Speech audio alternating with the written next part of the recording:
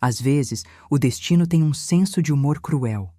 No casamento do meu único filho, decoração impecável, champanhe da melhor qualidade. Tudo ia bem, até que minha nova nora me apresentou aos pais dela com um tom debochado e frio. Essa é a minha sogra, porca velha que temos que aturar. O momento em que o pai dela me viu, congelou e sussurrou. Espere. Você? Eu te conheço. Você não é a investidora bilionária que comprou minha empresa falida há 3 anos? O olhar de horror no rosto da minha nora valeu mais que todo o dinheiro que escondi por décadas. Mas antes de continuar, confira se você já está inscrito no canal e escreva nos comentários. De onde você está assistindo este vídeo? Adoramos saber até onde nossas histórias estão chegando. Me chamo Beatriz Mendes, tenho 58 anos e passei os últimos 20 anos de minha vida cultivando meticulosamente a imagem de uma viúva de classe média que vive com a modesta pensão do marido.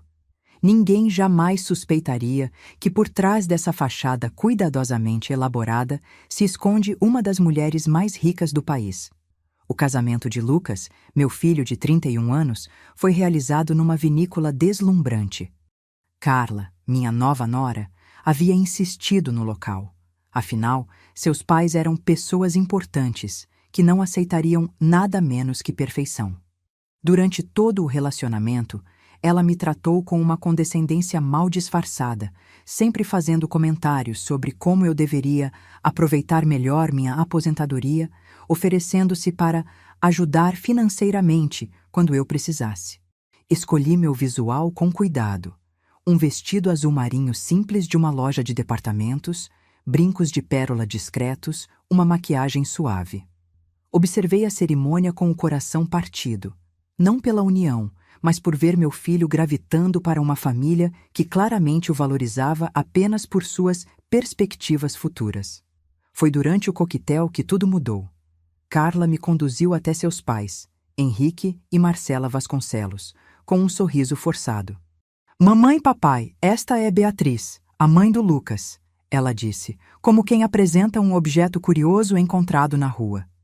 O rosto de Henrique se contorceu em uma expressão de reconhecimento quando nossos olhos se encontraram. Ele empalideceu, como se tivesse visto um fantasma. Beatriz Mendes, você não é a representante do fundo de investimentos que adquiriu o Grupo Vasconcelos há 3 anos? O silêncio que se seguiu foi ensurdecedor. Carla olhava do pai para mim, incrédula.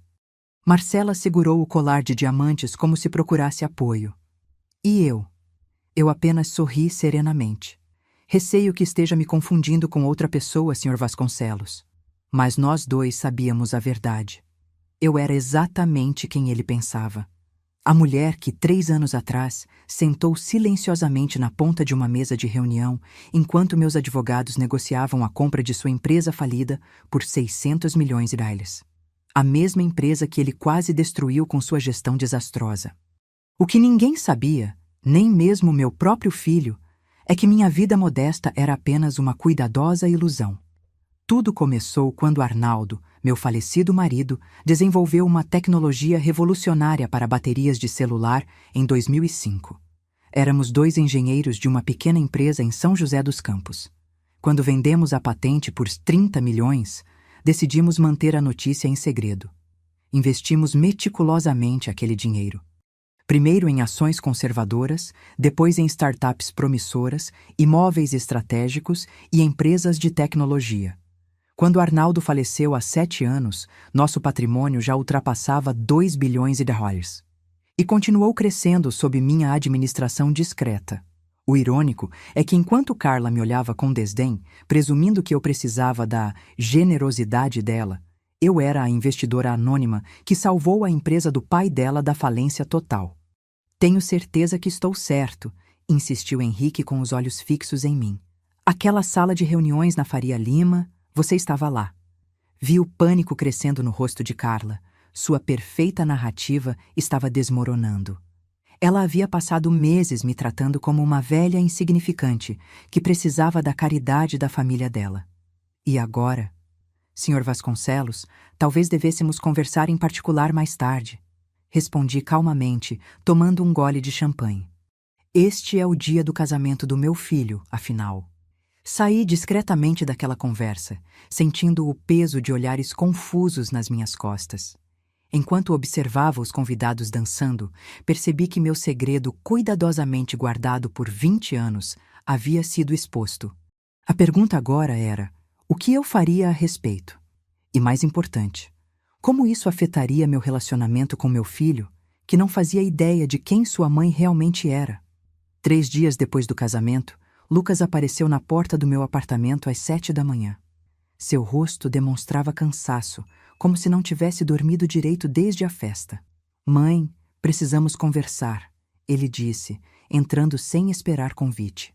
Preparei café enquanto o observava andar de um lado para outro na minha pequena sala. Este apartamento, modesto mas confortável, fazia parte da minha cuidadosa fachada. Poucos imaginariam que a mulher que vivia aqui poderia comprar o prédio inteiro sem fazer falta no orçamento. Você vai me contar o que aconteceu no casamento? Lucas perguntou finalmente, sentando-se à mesa da cozinha. Henrique Vasconcelos tem feito perguntas estranhas sobre você, sobre sua vida financeira, sobre o trabalho do pai. Servi café para nós dois, comprando tempo para organizar meus pensamentos. Por 2 décadas mantive esta farsa impecável, nem mesmo meu único filho sabia da verdade. Como explicar que enquanto ele trabalhava 60 horas por semana para conseguir uma promoção, eu poderia comprar a empresa dele sem nem perceber a diferença na minha conta bancária? Lucas, comecei, escolhendo cuidadosamente minhas palavras. Há coisas sobre a minha vida, sobre a nossa família, que nunca te contei. Que tipo de coisas? A tensão em sua voz era palpável. Naquele momento, meu telefone vibrou. Era uma mensagem de Carla. Beatriz, precisamos conversar. Eu e Lucas gostaríamos de almoçar com você hoje. Mostrei a mensagem para Lucas, cujo rosto demonstrou surpresa genuína. Você sabe do que se trata? Tenho minhas suspeitas, respondi. Quase imediatamente, o telefone dele tocou. Carla, é claro. Oi, amor, ele atendeu. Sua expressão mudava enquanto ouvia. Sim, estou com ela agora. Almoço? Claro, acho que podemos. Quando desligou, parecia ainda mais confuso. Carla quer que almoçamos juntos no La Vita. Disse que tem assuntos familiares importantes para discutir. O La Vita era o restaurante mais caro da cidade. Uma escolha calculada, sem dúvida. Lucas, eu disse suavemente, antes de encontrarmos com sua esposa, preciso te contar algo importante. Ele se sentou, sua expressão uma mistura de preocupação e curiosidade. Estou ouvindo. Quando seu pai desenvolveu o sistema de gerenciamento de energia para baterias, não recebemos apenas uma boa compensação, como sempre te dissemos. Quanto vocês receberam? Ele perguntou diretamente. Respirei fundo. 30 milhões. Seus olhos se arregalaram. Milhões? Mas como? Por que nunca me contaram? Foi uma decisão que tomamos juntos, seu pai e eu. Queríamos que você construísse sua própria vida, seu próprio caminho, sem a sombra de dinheiro fácil. E quanto vocês têm agora? Hesitei. A verdade completa seria de mais de uma só vez. Mais, muito mais. Investimos bem. Lucas passou as mãos pelo rosto, absorvendo a informação. Então, quando o pai de Carla pensou te reconhecer, ele estava certo. 3 anos atrás, adquiri o Grupo Vasconcelos através de uma holding que criei especificamente para esse propósito. Ninguém sabia quem era o real investidor por trás da aquisição. Meu Deus! Lucas se levantou, caminhando pela cozinha. Todo esse tempo, vivendo como se fôssemos, enquanto na verdade você... Arnaldo e eu queríamos que você valorizasse o trabalho honesto, que construísse seu caminho sem atalhos. Mas você me deixou acreditar numa mentira. Sua voz subiu. Você me viu lutar por cada centavo, economizar durante anos para comprar meu apartamento, enquanto tinha milhões guardados. Aquilo doeu, mas eu entendi a sua raiva. Lucas, olhe para o homem que você se tornou. Forte, independente, valorizado pelo seu próprio mérito. Isso não aconteceria se tivéssemos te dado tudo de bandeja. Ele me olhou com uma expressão que eu nunca havia visto antes. Uma mistura de mágoa, raiva e confusão. E agora? O que acontece agora que seu grande segredo está ameaçado? Eu não tive chance de responder. Meu telefone tocou novamente. Era Ronaldo, meu consultor financeiro, querendo me alertar sobre algo urgente. Atendi rapidamente. Beatriz, temos um problema. Alguém está fazendo consultas sobre suas estruturas corporativas na CVM. Consultas profissionais do tipo que sugere uma investigação em andamento. Meu estômago afundou. Tem ideia de quem? Não posso confirmar, mas parece ser um escritório de advocacia especializado em direito corporativo e disputas familiares. Desliguei o telefone com uma sensação de urgência crescente. Lucas ainda me encarava, esperando respostas. Precisamos ir para esse almoço, eu disse firmemente. Mas antes, você precisa saber mais uma coisa. Carla não está organizando este encontro para uma reconciliação familiar. Ela está construindo um caso. Um caso? Que tipo de caso? Do tipo que ameaça tudo o que construí nos últimos 20 anos, e possivelmente seu futuro também. Ele franziu a testa. Por que meu futuro estaria ameaçado? Porque se vier a público que sua mãe é uma bilionária que escondeu sua fortuna por décadas, como você acha que seus colegas de trabalho vão reagir? Cada promoção que você conquistou será questionada. Cada mérito será atribuído ao dinheiro da família, não ao seu talento. Vi a compreensão se formando em seus olhos. A verdade estava começando a se revelar em todas suas complicadas camadas. Então o que fazemos? Ele perguntou finalmente. Vamos ouvir o que sua esposa tem a dizer, respondi pegando minha bolsa. E então decidiremos como proceder. Enquanto nos preparávamos para sair, percebi que a vida cuidadosamente controlada que eu havia construído estava prestes a se transformar em algo irreconhecível. A pergunta era: eu conseguiria proteger meu filho no processo? O Lavita estava praticamente vazio quando chegamos, exceto por uma mesa no canto mais afastado, onde Carla já nos esperava. Mesmo de longe, pude perceber que ela havia se produzido meticulosamente para este encontro. Cabelo impecável, maquiagem perfeita, usando um conjunto de grife que eu reconheci de uma recente revista de moda. Lucas, querido. Beatriz. Ela se levantou para nos receber, seu sorriso não alcançando os olhos. Que bom que puderam vir. Já pedi uma garrafa do Chateau Margaux 2010 para celebrarmos nossa nova família. Um vinho de quase 8.000. Um movimento calculado para estabelecer o tom. Bastante extravagante para um almoço comum, não? Comentei suavemente enquanto me sentava. Oh, mas nada em nossa família é comum agora, não é mesmo, Beatriz? Carla respondeu, seu sorriso afiado. Depois da revelação no casamento, tive uma longa conversa com papai sobre negócios. Lucas olhou entre nós duas, sentindo a tensão crescer. Carla, podemos pular as indiretas e ir direto ao ponto? Ele pediu. Ela ignorou o marido, mantendo o olhar fixo em mim enquanto servia o vinho em taças de cristal. Sabe, Beatriz, estudei administração na FGV. Sempre me fascinei por estruturas corporativas complexas, holdings e investidores anônimos. Ela tomou um pequeno gole, saboreando não apenas o vinho, mas o momento. Papai me contou detalhes interessantes sobre a aquisição do Grupo Vasconcelos. Aparentemente, o comprador foi extraordinariamente discreto. Mantive minha expressão neutra. Isso é comum em grandes negociações. Sem dúvida. Ela inclinou-se levemente para a frente. O mais curioso é que papai se lembra claramente de uma mulher na reunião final. Uma mulher que mal falou, deixando os advogados conduzirem tudo. Ele disse que ela tinha uma presença distinta. Calma, observadora, usando um conjunto azul marinho muito parecido com o que você usou no nosso casamento. Lucas estava ficando visivelmente desconfortável, olhando para mim com perguntas nos olhos. Carla pegou seu celular, deslizou o dedo pela tela e então o virou para nós. Era uma foto de jornal de 3 anos atrás, mostrando a assinatura do acordo de compra do Grupo Vasconcelos.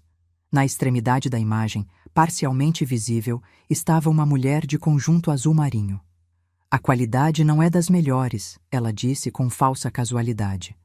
Mas a postura, o corte de cabelo... São incrivelmente parecidos com os seus, Beatriz. O silêncio que se seguiu foi denso. Lucas estudava a imagem com crescente reconhecimento. Que coincidência curiosa, respondi finalmente. Não é? O sorriso de Carla agora tinha uma qualidade predatória.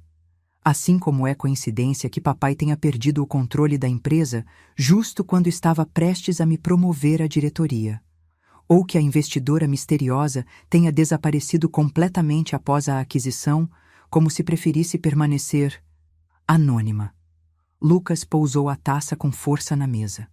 Carla, aonde você quer chegar com isso? Estou apenas tentando entender nossa nova dinâmica familiar. Seus olhos nunca deixaram os meus. Afinal, se minha sogra é quem eu penso que é, isso muda tudo sobre nosso futuro. Percebi então que não havia mais como manter a farsa. Carla havia conectado os pontos e estava claramente preparando o terreno para algum tipo de negociação ou confronto. Lucas, falei calmamente. Sua esposa parece acreditar que sou algum tipo de magnata secreta. E você não é? Carla desafiou. Olhei para meu filho, vendo a confusão e a dor em seus olhos. Ele merecia a verdade, mesmo que isso mudasse para sempre a maneira como ele me via.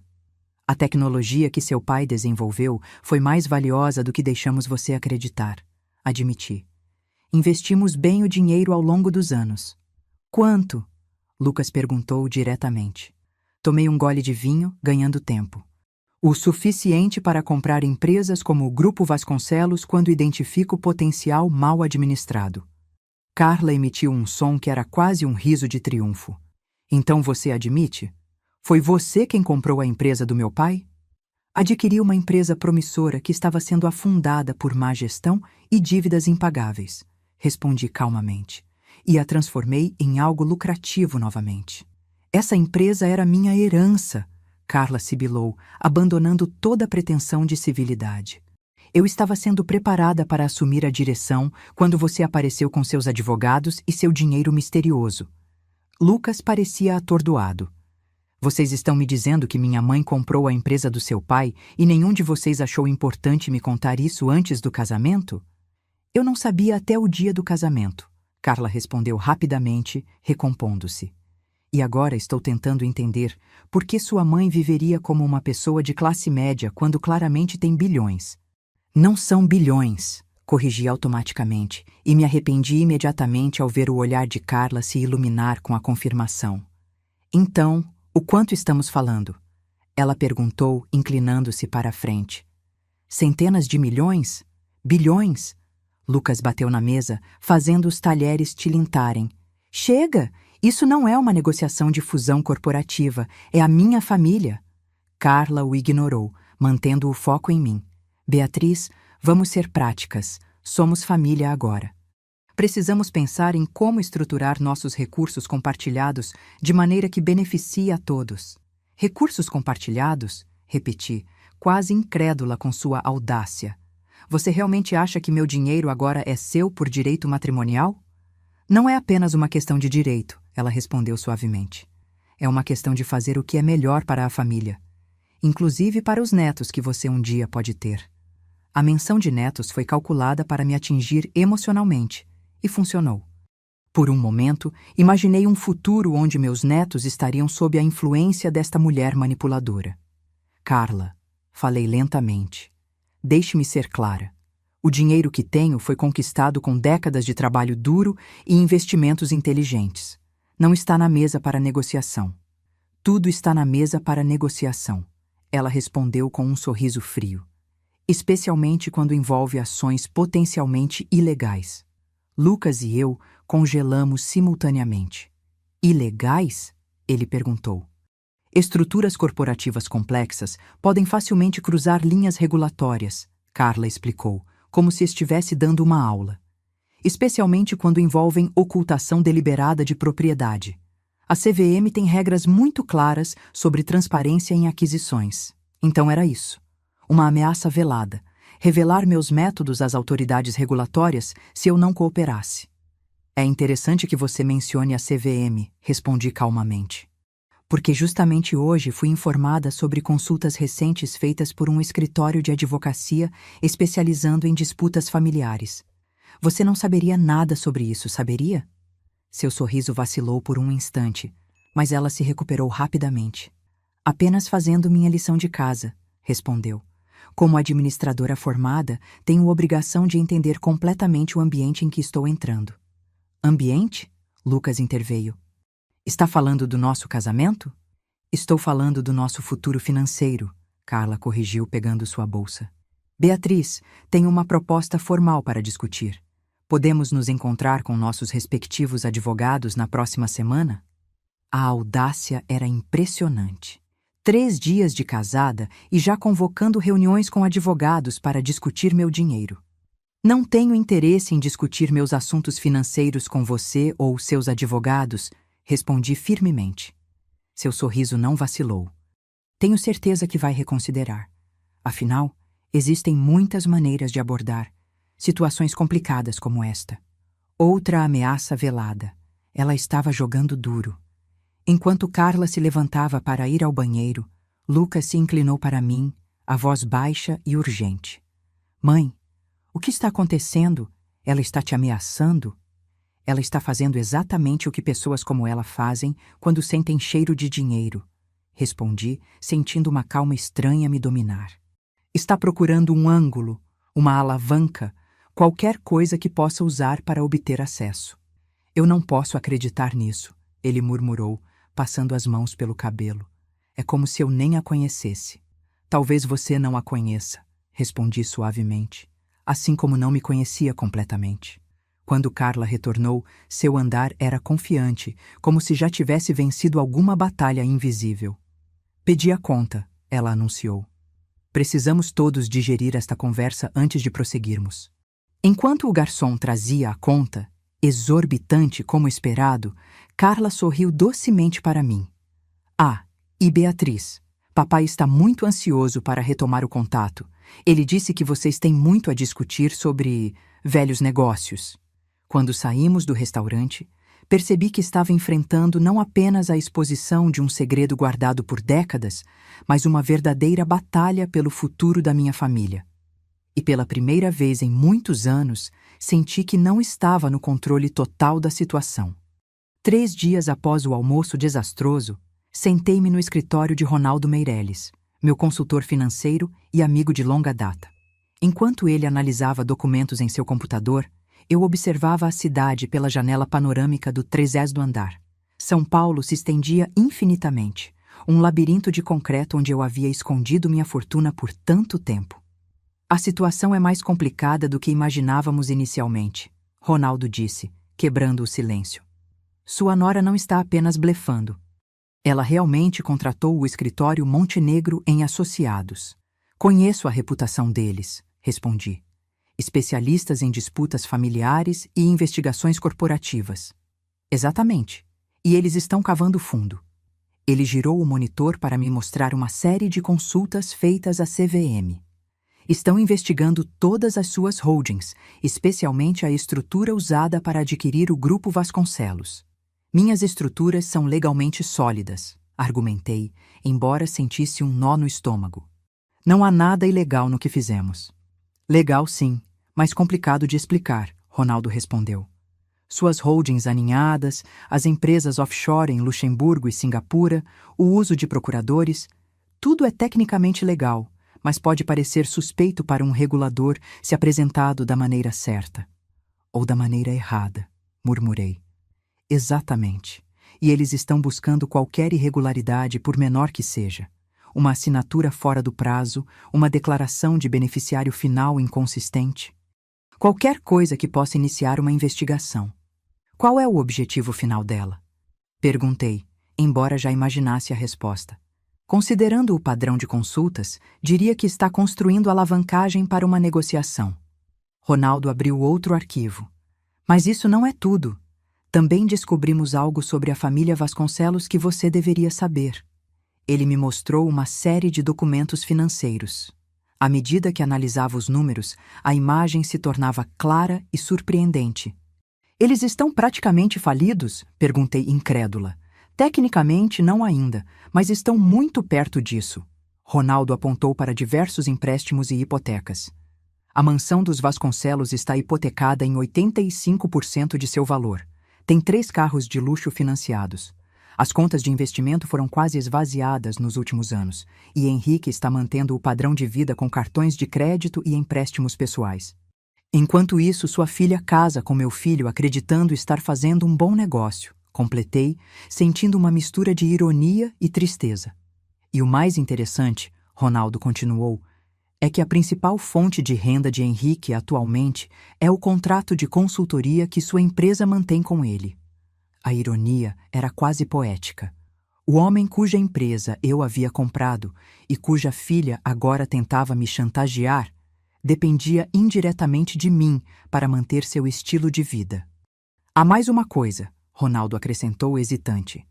Carla abriu várias linhas de crédito recentemente, empréstimos pessoais significativos. Para financiar a investigação contra mim, concluí. Ela está apostando tudo nisso. E há evidências de que ela já estava investigando você antes do casamento. Aquilo me pegou de surpresa. Como assim? Encontramos registros de que ela contratou um investigador particular há 3 meses, logo depois do noivado. Na época, a investigação era sobre verificação de antecedentes familiares do noivo. Algo estranho embrulhou meu estômago. Ela estava investigando Lucas? No início, sim, mas o escopo mudou rapidamente para focar em você e nas finanças da família. A implicação era clara e dolorosa. Carla não havia se casado com meu filho apenas por amor. Havia sido uma decisão calculada, possivelmente baseada em suspeitas sobre a verdadeira situação financeira de nossa família. E Lucas? O que ele sabe sobre tudo isso? Ronaldo hesitou. Não tenho informações concretas, mas seu filho esteve aqui ontem. Meu coração falhou uma batida. Aqui? No seu escritório? Sim. Ele queria saber sobre a extensão do seu patrimônio, sobre como você estruturou seus investimentos ao longo dos anos. E o que você disse a ele? Apenas o que ele já sabia ou poderia descobrir facilmente. Disse que precisaria da sua autorização para compartilhar mais detalhes. Fiquei em silêncio, absorvendo a informação. Lucas estava tentando descobrir a verdade por conta própria, preso entre a mãe e a esposa. Há outra questão que precisamos discutir, Ronaldo continuou mais sério. Se isso se tornar público, a exposição não afetará apenas você. A carreira de Lucas, concluí. Se as pessoas descobrirem que ele é filho de uma bilionária secreta... Exatamente. Cada conquista profissional dele será questionada. As pessoas presumirão que você puxou cordas invisíveis para ajudá-lo, mesmo que nunca tenha feito isso. A ironia era cruel. Eu havia escondido minha riqueza justamente para proteger a independência de Lucas, para que ele pudesse construir sua própria vida. E agora, esse mesmo segredo ameaçava destruir tudo o que ele havia conquistado. O que você recomenda? Perguntei finalmente. Honestamente, controle a narrativa antes que a narrativa controle você. Se Carla está construindo um caso para negociação ou exposição pública, você precisa decidir como responder antes que ela haja. Meu telefone vibrou com uma mensagem de Lucas. Precisamos conversar. Carla contratou advogados. Ela está falando em separação legal por preocupações sobre responsabilidades financeiras não divulgadas. Mostrei a mensagem a Ronaldo, que assentiu gravemente. É um movimento clássico. Ela está se posicionando como a parte inocente, potencialmente prejudicada pela falta de transparência da família. Depois de 3 dias de casamento, comentei amargamente. Nem deu tempo para a maquiagem da festa sair completamente. Beatriz, Ronaldo disse, inclinando-se para a frente. Você precisa decidir como quer conduzir isso. Uma coisa é certa, sua vida discreta acabou. A única questão agora é como você vai gerenciar a transição. Olhei pela janela novamente, para a cidade que havia sido cenário da minha vida dupla por tanto tempo. Por 2 décadas, eu havia sido 2 pessoas. A viúva modesta que vivia tranquilamente e a investidora implacável que construía um império nas sombras. Agora, essas 2 versões de mim estavam prestes a colidir de maneira catastrófica, com meu filho preso no meio do impacto. Agende uma reunião, disse finalmente. Eu, Lucas, Carla, os pais dela e respectivos advogados. É hora de colocar todas as cartas na mesa. Tem certeza? Ronaldo perguntou. Uma vez iniciado esse processo, não há volta. Estou cansada de viver nas sombras, respondi com uma calma que me surpreendeu. Se Carla quer uma guerra, vamos mostrar a ela exatamente com quem ela está lidando. Enquanto saía do escritório, senti um peso estranho sendo levantado dos meus ombros. Por 20 anos, vivi com medo de ser descoberta. Agora que o inevitável havia acontecido, experimentei uma sensação inesperada de liberdade. Saí do escritório de Ronaldo com uma clareza que não sentia há anos. Por 2 décadas, vivi como 2 pessoas distintas, a viúva discreta e a investidora implacável. Era hora de unificar essas identidades. Quando cheguei em casa, espalhei documentos pela mesa de jantar e abri uma garrafa de vinho que Arnaldo e eu havíamos guardado para uma ocasião especial. Esta certamente qualificava-se como uma. O líquido rubi escorreu na taça, enquanto eu revisava 20 anos de decisões estratégicas. A história dos números era fascinante. Os 30 milhões iniciais haviam se transformado em 80 milhões em 2010, depois 400 milhões em 2015. Quando Arnaldo faleceu em 2018, nosso patrimônio era de quase 1,2 bilhão. E agora, 7 anos depois, bem acima dos 3 bilhões e reais. Não era apenas dinheiro. Era uma rede meticulosamente construída de empresas, patentes, imóveis e participações minoritárias em startups promissoras. Eu tinha influência em setores que iam desde energia renovável até biotecnologia, sempre mantendo-me estrategicamente invisível. A ironia da situação com Carla era quase cômica. Durante nossos raros encontros antes do casamento, ela me tratava com condescendência mal disfarçada, perguntando se eu tinha planos de aposentadoria adequados ou se Lucas estava ajudando financeiramente, quando na verdade eu estava secretamente mantendo a empresa do pai dela funcionando. Meu telefone tocou. Era Lucas. Mãe, precisamos conversar. Carla acabou de me dizer que marcou uma reunião com advogados para a próxima semana. Eu sei. Ronaldo me contou. Silêncio do outro lado. Você já falou com Ronaldo sobre isso? Lucas, tenho trabalhado com Ronaldo há mais de 15 anos. Ele gerencia a maior parte dos meus investimentos. Outro silêncio. É estranho ouvir você falar assim, como uma bilionária? Completei por ele. Essa sou eu há muito tempo, filho. Só não deixei você saber. Por quê? A pergunta veio carregada de mágoa. No início, foi para proteger você, para garantir que construísse seu próprio caminho. Depois, acho que foi o hábito. A privacidade se tornou viciante. Bem, essa privacidade acabou, ele disse amargamente. Carla está obcecada. Contratou 2 escritórios de advocacia diferentes. Um para o possível divórcio e outro para investigar suas estruturas corporativas, foi como ela chamou. Divórcio? Depois de uma semana? Ela diz que não pode permanecer casada com alguém cuja família escondeu informações financeiras relevantes. A audácia era impressionante. Lucas, preciso te perguntar algo importante e preciso que seja completamente honesto comigo. O quê? Você realmente ama Carla? Houve uma longa pausa. Eu pensei que amava. Agora não sei mais quem ela é. Ela disse algo sobre os pais dela precisarem de dinheiro? Sobre dificuldades financeiras? Não exatamente, mas... Ele hesitou. Algumas semanas antes do casamento, ela mencionou que os pais estavam considerando vender a casa de praia porque era um gasto desnecessário. Ela parecia bastante preocupada. Outro indício. Carla provavelmente sabia da situação financeira precária dos pais e via no casamento uma solução. Lucas, vou te contar algo que descobrimos. A situação financeira dos Vasconcelos é muito pior do que aparenta.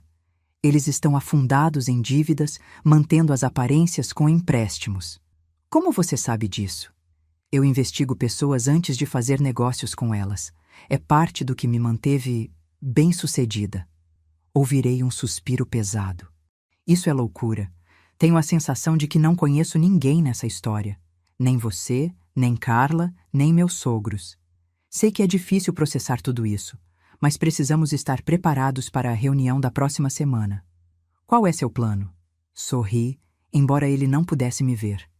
Acredito que já é hora de mostrar exatamente quem é Beatriz Mendes. Passei os próximos dias preparando-me meticulosamente para a reunião. Consultei não apenas Ronaldo, mas também Teresa Campos, minha advogada há mais de uma década. Juntos, desenvolvemos uma estratégia abrangente para lidar com as ameaças de Carla. Na véspera da reunião, Lucas apareceu no meu apartamento. Parecia exausto, com olheiras profundas e uma expressão que misturava confusão e determinação. "Posso entrar?" perguntou, embora já estivesse no corredor. "Claro." Ele caminhou diretamente para a janela, olhando para a cidade antes de se virar para mim. "Preciso entender algumas coisas antes de entrarmos naquela sala amanhã." "O que quer saber?" "Tudo. Quero saber tudo, sem mais segredos." Assenti e indiquei o sofá. Nos sentamos frente a frente, como estranhos tentando se reconectar. "Quando seu pai desenvolveu o sistema de gerenciamento de energia, já éramos casados há 8 anos, comecei. Trabalhávamos na mesma empresa de tecnologia, mas em departamentos diferentes. Ele no desenvolvimento, eu na engenharia estrutural." Lucas assentiu, ouvindo atentamente. "A tecnologia revolucionou a eficiência energética dos dispositivos móveis. Foi quando os smartphones estavam apenas começando, mas Arnaldo previu o futuro. Dispositivos cada vez menores, precisando de baterias cada vez mais eficientes. E vocês venderam a patente por 30 milhões. Exato. O comprador foi uma multinacional americana. No mesmo dia que assinamos o contrato, seu pai e eu sentamos e discutimos o que isso significaria para a nossa família. Especialmente para você. Por que não me contaram?" Hesitei, buscando as palavras certas. "Lucas, nós dois viemos de famílias de classe média. Trabalhamos duro por tudo que conquistamos. Vimos muitos colegas receberem heranças ou dinheiro fácil e se perderem. Não queríamos isso para você." "Então mentiram." "Não contamos toda a verdade", corrigi suavemente. "Queríamos que você crescesse valorizando o trabalho, o esforço, a construção de algo por mérito próprio." "E depois? Quando me formei, comecei minha carreira? Por que continuaram escondendo?" "Inicialmente planejávamos contar quando você completasse 30 anos. Mas então Arnaldo adoeceu. Depois que ele faleceu, simplesmente não encontrei o momento certo." Lucas processou isso em silêncio. "E a empresa do pai de Carla? Por que comprá-la?" "Foi um investimento estratégico.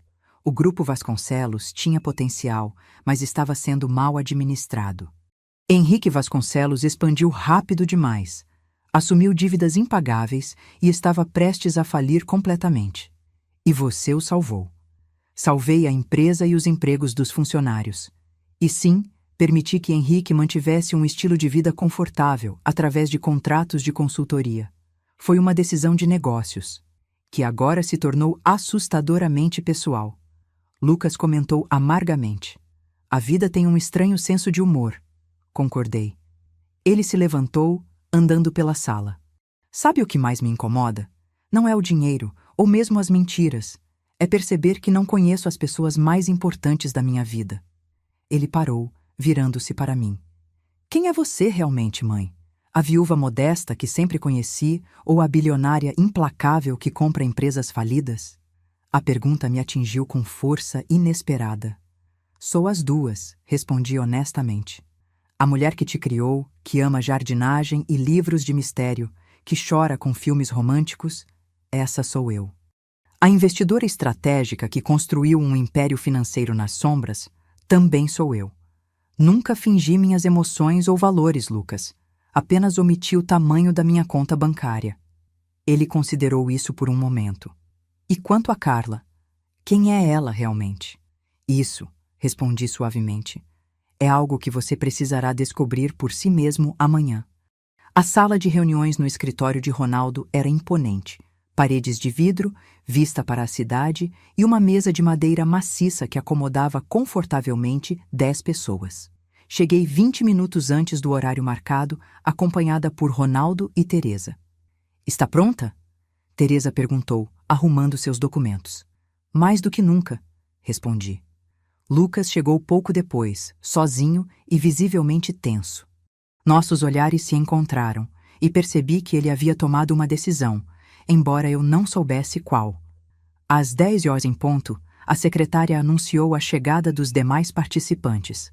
Carla entrou primeiro, impecável em um terno executivo cinza, seguida por seus pais e um homem de meia-idade que imediatamente reconheci como Gustavo Montenegro, um dos advogados corporativos mais agressivos de São Paulo. Bom dia a todos, Ronaldo começou, assumindo o papel de anfitrião. Creio que todos sabem por que estamos aqui. Estamos aqui porque fomos enganados. Carla respondeu imediatamente, seu tom profissional mais afiado. Minha família entrou em uma união que foi baseada em informações incompletas e potencialmente enganosas.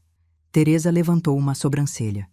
Interessante escolha de palavras, Sra. Vasconcelos, considerando as circunstâncias. Quais circunstâncias? Perguntou Henrique Vasconcelos, claramente desconfortável. Vamos estabelecer alguns fatos básicos, propus calmamente.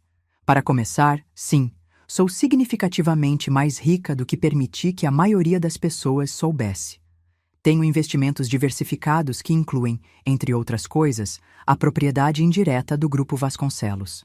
Henrique empalideceu visivelmente, enquanto Marcela Vasconcelos ajustava nervosamente seu colar de pérolas. Isso não é apenas sobre dinheiro, Carla interveio. É sobre confiança e transparência. Valores fundamentais para qualquer família. Lucas, que havia permanecido em silêncio, finalmente falou. Falando em transparência, Carla, por que não conta a todos quando exatamente você começou a investigar minha família? A pergunta pegou-a de surpresa. Do que você está falando? Ronaldo deslizou uma pasta pela mesa. Temos aqui registros de que você contratou a Argos Investigações 3 meses antes do casamento, inicialmente para investigar Lucas, mas o foco rapidamente mudou para Beatriz e as finanças da família. O silêncio que se seguiu foi ensurdecedor. Carla olhou para seu advogado, que discretamente sinalizou para ela se acalmar. Investigações pré-nupciais são bastante comuns, Montenegro interveio suavemente, especialmente em famílias com patrimônio considerável. Exceto que, até onde todos sabiam, nossa família não tinha patrimônio considerável, Lucas rebateu. Então, por que investigar, Carla? Ela hesitou apenas um segundo. Tive suspeitas, algumas inconsistências que notei. Que tipo de inconsistências? Perguntei genuinamente curiosa. Pequenos detalhes, a qualidade do relógio antigo de Arnaldo que Lucas usa ocasionalmente, um Patek Philippe que custa mais do que um apartamento pequeno. O fato de que você nunca parece preocupada com dinheiro, mesmo vivendo de uma suposta pensão modesta. A maneira como você fala sobre investimentos com uma compreensão que vai além do hobby ocasional. Fiquei impressionada. Carla era mais observadora do que eu havia lhe dado crédito. E então, ela continuou, recuperando a compostura, descobri através do meu pai que a compradora anônima da empresa dele tinha uma assistente que se parecia notavelmente com você. Eu não era assistente, corrigi automaticamente. Era a principal investidora. Isso é irrelevante para a nossa discussão atual, Montenegro interveio. O ponto é que existem sérias preocupações sobre a falta de transparência financeira que podem ter implicações legais. Que tipo de implicações? Teresa perguntou diretamente. Bem, para começar, há questões sobre possíveis violações regulatórias nas estruturas corporativas da Sra. Mendes, particularmente em relação à declaração de beneficiários finais em aquisições de capital aberto. Então era isso, a ameaça velada que Carla havia mencionado no almoço. Tenho certeza que a CVM ficaria muito interessada em investigar como exatamente a Sra. Mendes adquiriu tantas empresas sem nunca aparecer nos registros públicos. Carla acrescentou, inclinando-se levemente para a frente. Lucas olhou para ela com crescente descrença. Você está ameaçando denunciar minha mãe às autoridades se ela não lhe der dinheiro? Não estou ameaçando ninguém, Carla recuou. Estou apenas apontando que existem sérias questões legais que precisam ser resolvidas. Na verdade, Teresa interveio suavemente. As estruturas corporativas de minha cliente são completamente legais, embora complexas. Usamos procuradores, holdings aninhadas e outras estratégias perfeitamente legítimas para manter a privacidade, mas sempre cumprindo todas as regulamentações aplicáveis. Isso seria para um tribunal decidir, Montenegro respondeu com um sorriso frio. Henrique Vasconcelos, que parecia cada vez mais desconfortável, finalmente falou. Talvez possamos resolver isso de forma amigável. Afinal, somos família agora. Exatamente o que eu estava pensando, concordei, pegando minha pasta. Tenho uma proposta que pode resolver esta situação de maneira adequada para todos. Abri a pasta e deslizei cópias de um documento para cada pessoa na mesa. O que é isso? Perguntou Carla, olhando para o papel. Uma oferta, respondi simplesmente. 10 milhões. Em troca, você assina um acordo de confidencialidade e nunca mais entra em contato com Lucas ou comigo. A sala ficou em absoluto silêncio. Lucas olhou para mim com surpresa. Montenegro estudava o documento cuidadosamente e os pais de Carla trocaram olhares rápidos. Você está me oferecendo dinheiro para desaparecer? Carla perguntou lentamente. Estou oferecendo uma resolução limpa para uma situação que claramente não vai funcionar. Respondi calmamente. Você se casou com meu filho acreditando estar fazendo um bom negócio financeiro. Agora que descobriu que o negócio é melhor do que imaginava, está tentando renegociar os termos usando ameaças veladas como alavanca. Estou simplesmente oferecendo um atalho. Isso é absurdo, ela protestou, mas notei como seus olhos voltavam ao valor no papel. Eu me casei com Lucas porque o amo. Lucas riu sem humor. É por isso que você contratou um investigador particular antes mesmo do casamento? É por isso que está falando em separação legal depois de uma semana? É por isso que contratou um dos advogados corporativos mais agressivos de São Paulo para esta reunião? Carla olhou para ele, depois para mim, depois para o documento à sua frente. Pude ver os cálculos acontecendo por trás de seus olhos. Este valor é insuficiente considerando as circunstâncias, ela finalmente disse, revelando suas verdadeiras intenções. Montenegro colocou uma mão sobre o braço dela, sinalizando para que parasse de falar, mas era tarde demais. A verdade estava exposta. Qual valor seria suficiente, Carla? Lucas perguntou com voz baixa. Quanto custa exatamente a sua integridade? Antes que ela pudesse responder, coloquei outro documento na mesa. Há também este pequeno detalhe que você talvez queira considerar, disse, empurrando a pasta para Montenegro. São registros das dívidas pessoais da família Vasconcelos, incluindo a hipoteca da mansão, os empréstimos pessoais de Henrique e os recentes créditos obtidos por Carla. Henrique empalideceu. Como você conseguiu isso? Da mesma forma que sua filha tem investigado minha vida, usando recursos à minha disposição. Isso é invasão de privacidade, Marcela protestou. É apenas investigação pré-familiar, rebati, usando as mesmas palavras de Montenegro. Perfeitamente compreensível, dadas as circunstâncias. Virei-me para Carla, que agora parecia muito menos confiante. Talvez você não saiba, mas a principal fonte de renda de seu pai nos últimos 3 anos tem sido o contrato de consultoria que minha empresa mantém com ele. Contrato esse que pode ser rescindido com aviso prévio de 30 dias. Você não faria isso, Henrique sussurrou. Não quero fazer isso, respondi honestamente. Prefiro resolver esta situação de maneira civilizada. Daí minha oferta generosa. Montenegro analisava o documento com crescente preocupação. Carla, ele disse baixinho, talvez devêssemos considerar a proposta inicial da senhora Mendes. É um valor ridiculamente baixo, ela protestou. Considerando as alternativas, é extremamente generoso, Teresa interveio. Especialmente porque todas as estruturas corporativas de minha cliente podem suportar o mais rigoroso escrutínio legal. Não temos medo de investigações, apenas preferimos evitar o desgaste desnecessário. Lucas, que havia observado toda a troca em silêncio, levantou-se. Acho que já vi o suficiente, ele disse, sua voz surpreendentemente firme. Carla, quero o divórcio. Não porque minha mãe está me oferecendo dinheiro para me separar de você, mas porque finalmente vejo quem você realmente é. Carla o encarou, sua compostura desmoronando. Lucas, você não entende. Tudo o que fiz foi para proteger nosso futuro. Não, você fez tudo isso para garantir seu acesso a um dinheiro que não sabia que existia até uma semana atrás, ele respondeu. E isso diz tudo o que preciso saber. Ele se virou para mim. Mãe, podemos conversar em particular? Assenti e nos retiramos para uma sala adjacente, deixando os outros para discutir entre si. Assim que a porta se fechou atrás de nós, Lucas me encarou. Você sabia que isso aconteceria? Todo esse tempo, você sabia que ela era assim? Não, respondi honestamente. Suspeitei quando vi a reação dela no casamento, mas não tinha certeza.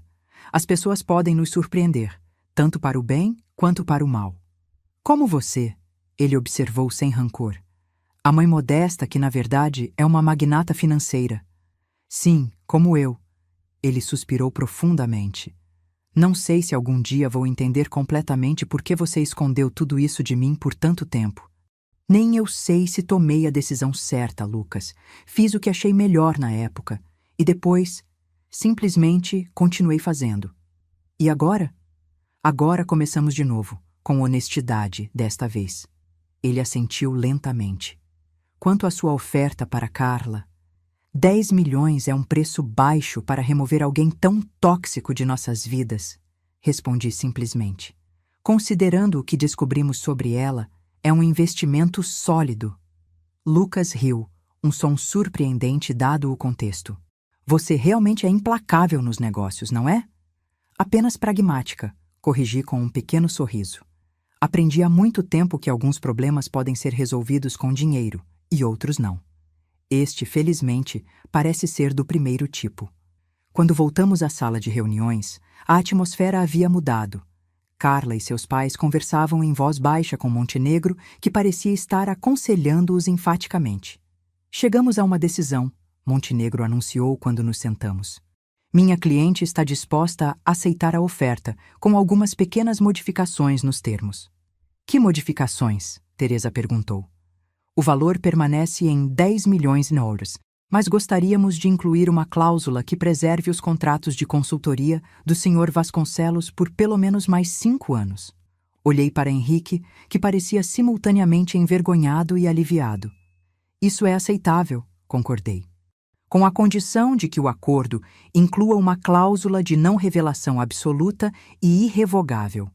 Se qualquer detalhe desta situação ou da minha condição financeira vazar, todos os pagamentos cessam imediatamente, incluindo os contratos de consultoria. Montenegro assentiu. Podemos finalizar os termos ainda hoje. Carla não olhou para Lucas uma única vez durante toda essa negociação. Seu foco estava inteiramente no documento à sua frente, no dinheiro que estava prestes a receber. Enquanto Teresa e Montenegro discutiam os detalhes finais, percebi que estava testemunhando o fim do casamento de meu filho e o início de uma nova fase em nossas vidas. Uma fase onde eu não precisaria mais viver nas sombras, onde finalmente poderia ser completamente honesta com a pessoa que mais importava para mim. Quando a reunião terminou e todos começaram a sair, Henrique Vasconcelos hesitou brevemente ao passar por mim. Eu realmente não a reconheci naquela sala de reuniões há 3 anos, ele disse baixinho. Você sempre foi muito discreta.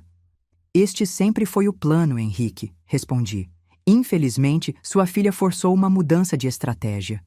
Ele assentiu, resignado. Para o que vale a pena, sinto muito pelo que aconteceu. Eu também, respondi honestamente, observando-o seguir sua esposa e filha para fora da sala. Lucas permaneceu ao meu lado enquanto todos saíam, seu rosto refletindo uma mistura complexa de emoções. E agora? Ele perguntou quando ficamos sozinhos. Agora? Respondi, sentindo um estranho alívio. Começamos a descobrir quem realmente somos quando não estamos mais escondendo nada. 1 ano pode mudar tudo. 365 dias após aquela reunião fatídica, eu me encontrava em uma situação completamente diferente, física e emocionalmente. O divórcio de Lucas e Carla foi finalizado em tempo recorde. Com 10 milhões de dólares em sua conta bancária, ela desapareceu para Miami, postando ocasionalmente fotos de iates e festas exclusivas em suas redes sociais, sempre cuidadosamente editadas para esconder o vazio por trás da fachada glamurosa. Henrique Vasconcelos manteve seu contrato de consultoria, embora raramente aparecesse nos escritórios. Pelo que ouvi, ele e Marcela conseguiram reestruturar suas finanças o suficiente para manter a mansão, embora tenham vendido discretamente várias propriedades secundárias e alguns dos carros mais ostensivos. Quanto a mim, vendi meu modesto apartamento no centro da cidade, o símbolo de minha antiga vida de discrição, e comprei uma casa espaçosa nos arredores de São Paulo. Nada extravagante ou chamativo, apenas confortável o suficiente para refletir quem eu realmente era. Uma mulher que apreciava espaço para seus livros, um jardim para suas plantas e um escritório adequado para continuar gerenciando seus investimentos. A maior mudança, no entanto, não foi física, mas relacional. Lucas e eu embarcamos em uma jornada de reconstrução que exigiu honestidade brutal e paciência infinita de ambos os lados. Ainda tenho dificuldade em conciliar as duas imagens de você, ele me disse durante um de nossos jantares semanais, 6 meses após o divórcio. A mãe que conheci toda a minha vida e a CEO implacável que compra empresas falidas. Ambas são partes de mim, respondi simplesmente. Sempre foram. Apenas mantive uma delas oculta. Aos poucos compartilhei com ele os detalhes do império financeiro que Arnaldo e eu havíamos construído. As decisões estratégicas, os riscos calculados, os ocasionais fracassos e os frequentes sucessos. Lucas escutava com crescente fascínio, não pelo dinheiro em si, mas pelo processo, pela mentalidade necessária para construir algo tão substancial nas sombras. Você deveria escrever um livro, ele brincou uma noite. A bilionária invisível. Como construir um império sem que ninguém percebesse. Ri da ideia, mas havia algo nela que ressoou comigo. Não o livro em si, mas o conceito de emergir das sombras, de finalmente permitir que o mundo visse quem eu realmente era. Foi isso que me levou à minha próxima grande decisão. Após consultar Lucas e meus assessores, decidi criar a Fundação Arnaldo Mendes, dedicada a apoiar jovens engenheiros com ideias inovadoras, especialmente de comunidades carentes. A fundação ofereceria não apenas capital semente, mas também mentoria e infraestrutura para desenvolver e patentear novas tecnologias. Papai teria adorado isso, Lucas comentou quando apresentei a ideia. Ele sempre dizia que o Brasil tinha talentos brilhantes que nunca chegavam a se desenvolver por falta de oportunidades. Exatamente. Pense em quantos Arnaldos existem por aí com ideias revolucionárias trancadas na mente porque não têm 5.000 réis para construir um protótipo. No dia do lançamento oficial da fundação, fiz minha primeira aparição pública como a pessoa que realmente era. Não houve grande fanfarra ou anúncios bombásticos. Apenas um pequeno evento com estudantes de engenharia, professores universitários e alguns jornalistas selecionados. A senhora Mendes tem evitado os holofotes por décadas, observou uma repórter do Caderno de Economia. O que a fez mudar de ideia agora? Digamos que aprendi que há momentos em que o anonimato serve a um propósito e momentos em que a visibilidade pode gerar mais impacto positivo, respondi. Este projeto exige visibilidade para inspirar outros a participarem. Enquanto isso, Lucas também passou por suas próprias transformações. Inicialmente, ele temeu que a revelação sobre a riqueza familiar afetaria sua carreira, mas ocorreu o oposto. Seu chefe, ao descobrir que ele era filho de uma bilionária e mesmo assim continuava trabalhando diligentemente e construindo sua própria carreira, desenvolveu ainda mais respeito por ele. Ele me disse que muitos herdeiros nunca teriam se dado ao trabalho de construir algo próprio, Lucas me contou, ainda surpreso com a reação. Aparentemente, meu comprometimento com o crescimento pessoal, apesar das circunstâncias, me torna um candidato ainda melhor para a promoção. Sorri ao ouvir isso. Viu? O plano funcionou, apenas de uma maneira que não prevíamos. Uma tarde, cerca de 1 ano após toda a saga começar, Lucas apareceu na minha casa com uma expressão que eu não via há muito tempo, um misto de nervosismo e entusiasmo. Tenho novidades, ele anunciou, aceitando a xícara de chá que ofereci. Conheci alguém. Meu coração saltou, tanto de alegria quanto de apreensão. Me conte sobre ela. Ela se chama Ana. É arquiteta. Trabalha principalmente com projetos sustentáveis. Ele sorriu, um sorriso genuíno que atingia seus olhos. Conheci ela em uma palestra sobre materiais renováveis.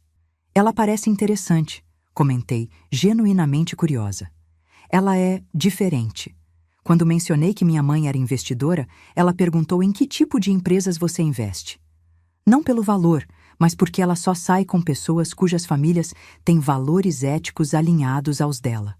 Ri da ironia. Ela se preocupa se investimos em combustíveis fósseis ou armas, não se temos 1 ou 10 bilhões. Exatamente, ele confirmou. Passei no primeiro teste ao mencionar a Fundação Arnaldo Mendes. Aparentemente, investir em jovens engenheiros de comunidades carentes é aceitavelmente progressista, segundo os padrões dela. Ela me parece intrigante, admiti. Quando vou conhecê-la? Sobre isso, ele hesitou. Gostaria de convidá-la para jantar aqui no próximo fim de semana, mas tenho um pedido. Qual? Pode ser apenas você? Não a investidora bilionária, não a fundadora da Fundação Arnaldo Mendes. Apenas minha mãe que adora jardinagem e livros de mistério. Olhei para ele, compreendendo imediatamente o que pedia. Não era rejeição do meu novo eu autêntico, mas sim um desejo de apresentar nossa família de maneira mais normal e humana para alguém importante em sua vida. Claro, respondi com um sorriso. Nada de planilhas financeiras ou discussões sobre aquisições hostis durante o jantar. Ele relaxou visivelmente. Obrigado. Ela é especial. Não quero que se sinta intimidada antes de realmente te conhecer. No sábado seguinte, preparei um jantar simples, mas delicioso. A lasanha vegetariana que sempre foi a favorita de Lucas, salada caprese e um tiramisu caseiro que Arnaldo me ensinou a fazer. Vesti-me de maneira casual, elegante, nada ostensivo. Enquanto ajeitava as flores da mesa, percebi como me sentia curiosamente leve. Por quase 20 anos, cada interação social havia sido cuidadosamente coreografada. Cada comentário, cada item de vestuário, cada detalhe de meu apartamento, tudo calibrado para reforçar a imagem da viúva modesta, nem muito pobre, nem muito rica. Era exaustivo, percebi agora, viver constantemente consciente da impressão que estava criando. A campainha tocou às 7 em ponto. Respirei fundo e abri a porta para meu filho e a mulher que claramente havia trazido um brilho de volta aos olhos dele. Ana era diferente de Carla em todos os aspectos possíveis. Cabelos escuros e cacheados presos em um coque despretensioso, óculos de armação simples, vestido de algodão estampado e botas baixas que pareciam escolhidas mais pela praticidade do que pelo visual. Carregava um pequeno vaso de suculentas. Para a sua casa, ela disse, me entregando o presente com um sorriso sincero. Lucas mencionou que você gosta de plantas. Obrigada, Ana. É adorável. Convidei-os a entrar, notando como Ana observava cada detalhe da casa com um olhar apreciativo, mas não calculista. Seu jardim é magnífico, ela comentou enquanto caminhávamos para a sala. Aquelas hortênsias azuis são difíceis de cultivar neste clima. Foram anos de tentativa e erro, admiti. E muito composto caseiro. O jantar fluiu com uma naturalidade surpreendente. Ana era eloquente e apaixonada ao falar sobre arquitetura sustentável, contando com entusiasmo sobre um projeto recente para uma escola rural que utilizava apenas materiais locais e técnicas de baixo impacto ambiental. O mais gratificante foi ver as crianças se envolvendo no processo, ela explicou. Elas ajudaram a construir as paredes de taipa, aprendendo técnicas tradicionais que provavelmente teriam sido perdidas em outra geração. Isso me lembra do trabalho da fundação do meu marido, comentei. Ele sempre acreditou que a tecnologia deveria ser acessível e beneficiar comunidades reais, não apenas corporações. Ana assentiu energicamente. Exatamente. Desenvolvimento sustentável não é apenas sobre materiais ecológicos, mas sobre fortalecer comunidades e criar autonomia.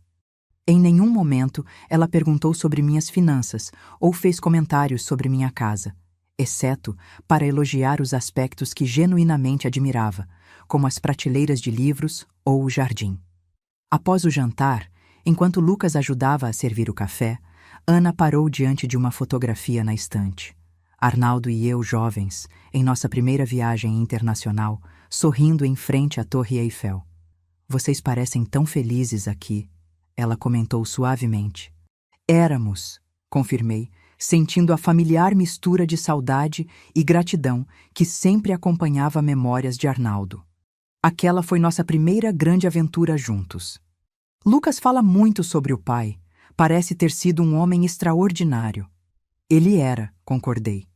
Não pelos motivos que as pessoas normalmente consideram extraordinários. Não era famoso ou incrivelmente rico na época. Era extraordinário em sua curiosidade infindável, sua ética de trabalho e sua capacidade de enxergar potencial onde outros viam apenas problemas. Como a tecnologia de bateria que ele desenvolveu. Exatamente. Todos estavam focados em fazer baterias maiores. Arnaldo percebeu que o verdadeiro problema era a eficiência energética. Ana sorriu. Agora vejo de onde Lucas herdou sua forma de pensar. Ele sempre aborda os problemas de ângulos que ninguém mais considera. Enquanto a observava interagir com meu filho, notei a facilidade entre eles, o respeito mútuo, as pequenas gentilezas espontâneas. Era tão diferente da dinâmica calculada que existia entre Lucas e Carla, onde cada gesto parecia uma transação, cada elogio uma moeda em um banco invisível de favores futuros. Mais tarde, depois que eles saíram, sentei-me no jardim com uma taça de vinho, contemplando as estrelas visíveis entre as nuvens passageiras. Pensei em todas as decisões que me trouxeram até aquele momento. Algumas planejadas meticulosamente, outras forçadas por circunstâncias imprevistas. Havia perdido tanto tempo vivendo nas sombras, protegendo um segredo que, no final das contas, não precisava ser guardado com tanto zelo. O que teria acontecido se Arnaldo e eu tivéssemos simplesmente sido honestos desde o início? Se tivéssemos ensinado Lucas sobre dinheiro, privilégio e responsabilidade de maneira direta, em vez de esconder completamente nossa situação financeira? Talvez ele teria se tornado uma pessoa diferente, mais indulgente, menos determinado. Ou talvez tivesse desenvolvido uma compreensão mais saudável de riqueza como uma ferramenta, não como uma medida de valor pessoal. Impossível saber agora. O passado estava escrito, com todas suas complicações e consequências. O que importava era o que faríamos a partir dali. Nos meses que se seguiram, observei com alegria o relacionamento de Lucas e Ana florescer. Ela era exatamente o oposto de Carla. Desinteressada em status ou riqueza, apaixonada por seu trabalho e genuinamente preocupada com o bem-estar das pessoas ao seu redor. Eventualmente, Ana descobriu a verdadeira extensão da minha situação financeira. Não por investigação ou suspeita, mas porque precisei cancelar um almoço para lidar com uma aquisição significativa que exigia minha atenção imediata. "Sua mãe comprou uma fabricante de painéis solares?" Ela perguntou a Lucas posteriormente, mais intrigada do que chocada. "É um longo história", ele respondeu, olhando para mim em busca de orientação. "Uma história que estou pronta para compartilhar", completei, "se você estiver interessada em ouvir." E assim, numa tarde de domingo, contei a Ana toda a história. A patente de Arnaldo, nossa decisão de manter o dinheiro em segredo, os anos construindo um império invisível, até a revelação dramática no casamento de Lucas e tudo que se seguiu. Em vez de julgamento ou espanto, Ana ouviu com compreensão reflexiva, fazendo perguntas ocasionais que demonstravam um interesse genuíno, não no dinheiro em si, mas no impacto psicológico de viver uma vida dupla por tanto tempo. "Deve ter sido exaustivo", ela comentou quando terminei. "Manter uma fachada assim por décadas." "Era", admiti, mais do que eu percebia na época. Tornou-se tão natural que eu nem questionava mais. E agora, como é viver sem esse segredo? Refleti por um momento. Libertador, assustador às vezes. Como aprender a andar novamente após usar muletas por muito tempo. Ela assentiu, compreendendo perfeitamente a metáfora. Acho que todos temos nossas muletas emocionais. Apenas variamos na escala. Foi naquele momento que entendi por que Lucas havia se apaixonado por ela. Não era apenas sua inteligência ou beleza natural, mas sua capacidade de ver além das circunstâncias para a humanidade subjacente. No primeiro aniversário da Fundação Arnaldo Mendes, organizamos uma cerimônia de premiação para os 10 projetos mais promissores desenvolvidos pelos jovens engenheiros que havíamos patrocinado. O evento foi realizado em um espaço simples, mas elegante, com foco nos inventores e suas criações, não na filantropa por trás deles. Entre os vencedores estava uma jovem de 19 anos de uma comunidade periférica de Salvador, que havia desenvolvido um sistema de purificação de água utilizando materiais reciclados e energia solar. Outro era um rapaz de 22 anos do interior de Minas Gerais, que criou um método de fortificação de tijolos ecológicos utilizando resíduos agrícolas que normalmente seriam descartados.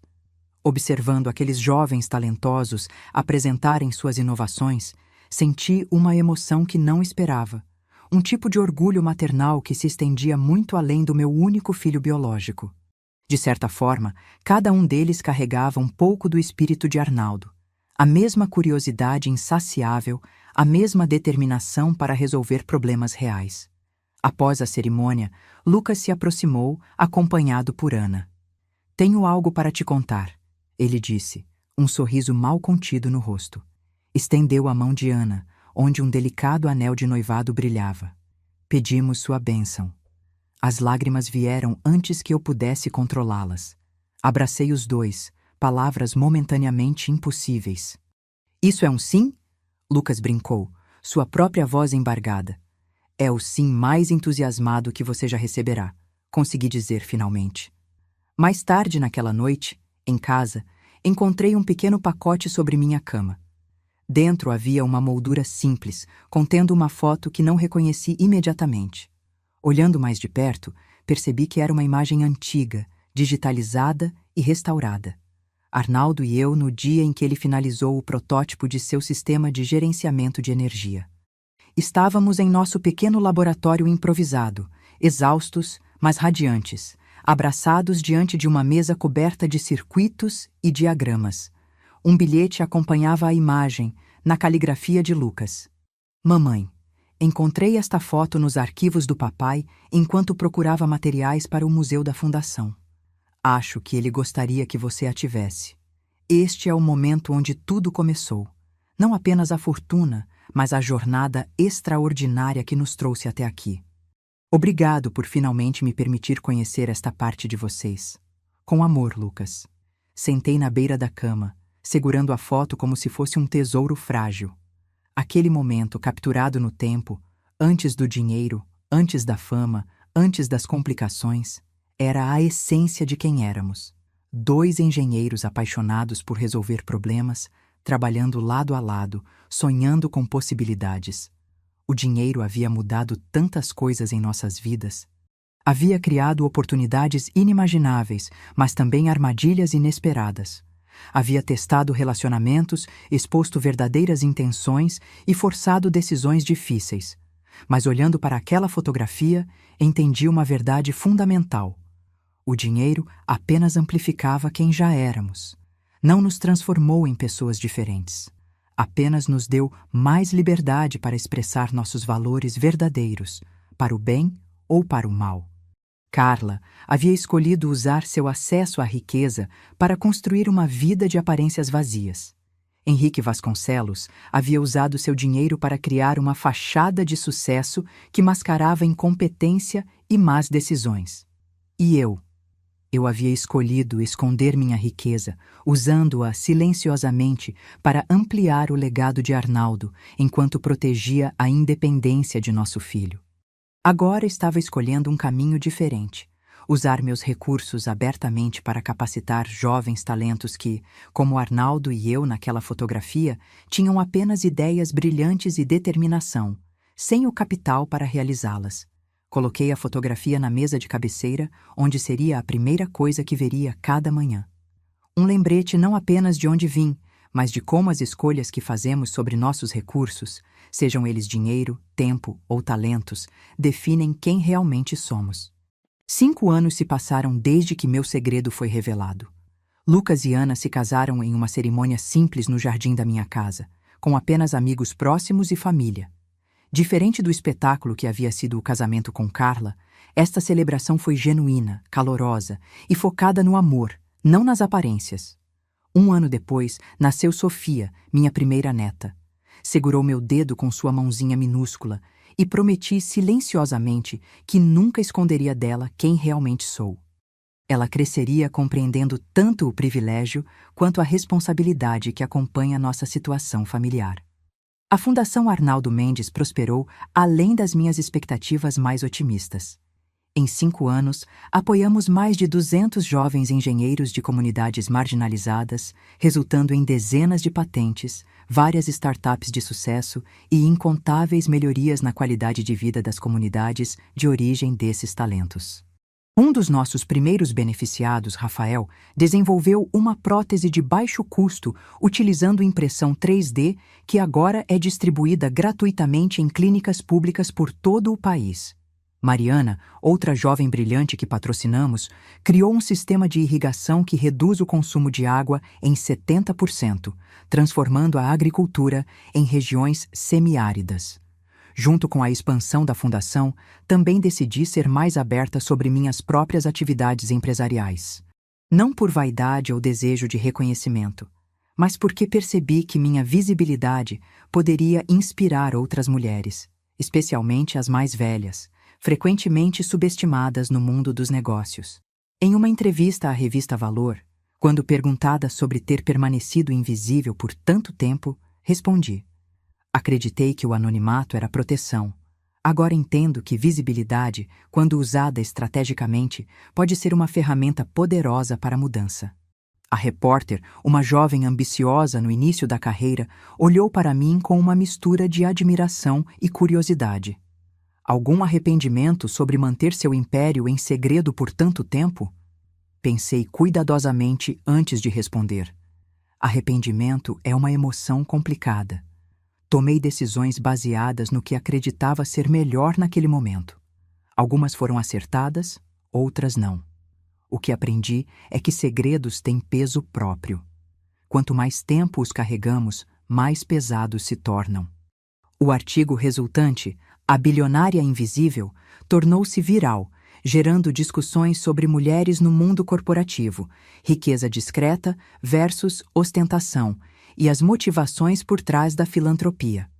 Recebi centenas de mensagens de mulheres de meia idade e mais velhas que se identificaram com minha história de reinvenção tardia. Uma delas me tocou particularmente. Aos 62 anos, pensei que meu tempo de contribuir significativamente havia passado. Sua história me mostrou que ainda posso começar algo novo e impactante. Obrigada por se tornar visível. Quanto a Carla e sua família, nossos caminhos raramente se cruzaram após a resolução. Ocasionalmente, notícias chegavam através de conhecidos comuns. Carla havia se casado novamente, com um empresário europeu consideravelmente mais velho e abastado. Pelos comentários, parecia ter encontrado exatamente o que buscava: acesso à riqueza e status social. Henrique Vasconcelos continuou como consultor até sua aposentadoria, 3 anos atrás. Com o dinheiro economizado e o que restou dos 10 milhões deles de Carla, a família conseguiu estabilizar suas finanças, embora nunca recuperassem o estilo de vida ostensivo que haviam mantido nos anos de apogeu do Grupo Vasconcelos. Curiosamente, não sentia amargura em relação a eles. Mesmo Carla, com sua ambição fria e cálculos implacáveis, era apenas um produto de seus valores e circunstâncias. Ela havia sido criada para valorizar status e segurança financeira acima de tudo, e simplesmente seguiu o caminho que considerava mais eficiente para atingir esses objetivos. Em uma estranha reviravolta do destino, uma das empresas em que investi recentemente acabou adquirindo a pequena firma de marketing onde Carla trabalhava atualmente em Barcelona. Quando o relatório da aquisição chegou à minha mesa e vi seu nome entre os funcionários, tive que sorrir com a ironia. O mundo dos negócios era realmente pequeno, e os círculos da vida frequentemente se fechavam de maneiras inesperadas. Decidi não interferir.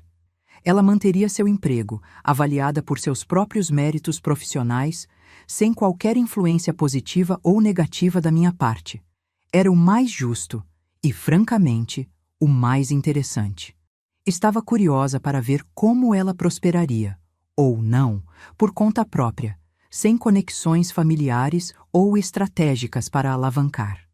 Em uma tarde tranquila de outono, Lucas e Ana vieram me visitar com Sofia, agora uma menina esperta de 4 anos, e seu irmãozinho recém-nascido, Arnaldo, nomeado em homenagem ao avô que nunca conheceu. Enquanto as crianças brincavam no jardim que eu havia cuidadosamente cultivado ao longo dos anos, Lucas me entregou um envelope. "O que é isso?" perguntei, intrigada com seu sorriso enigmático. "Abra." Dentro havia documentos oficiais para uma nova entidade, Instituto Sofia Mendes para a Educação Científica de Meninas. "O quê?" comecei confusa. "Ana e eu decidimos criar este instituto com parte da herança que recebi do papai", Lucas explicou. "Será focado em identificar meninas com talento para ciências em comunidades carentes e oferecer-lhes bolsas de estudo, mentoria e recursos desde o ensino fundamental até a universidade." Lágrimas encheram meus olhos. "É lindo, Lucas." "Mas por que Sofia Mendes? Por que não Arnaldo Mendes, como a fundação?"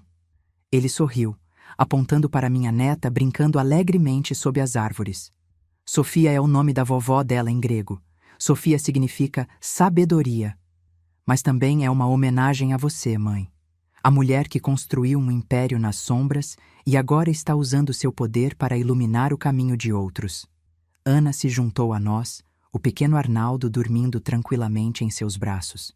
"Queremos que seja parceiro da Fundação Arnaldo Mendes. Onde a Fundação identifica talentos, o Instituto pode apoiar especificamente as meninas para garantir que não sejam deixadas para trás." Fiquei sem palavras, olhando para meu filho e sua esposa, para meus netos, para o legado que estávamos construindo juntos. Um legado que não era apenas sobre dinheiro ou poder, mas sobre oportunidade, conhecimento e transformação.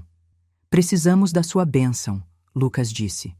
"E se estiver disposta, da sua orientação para estruturar tudo isso corretamente."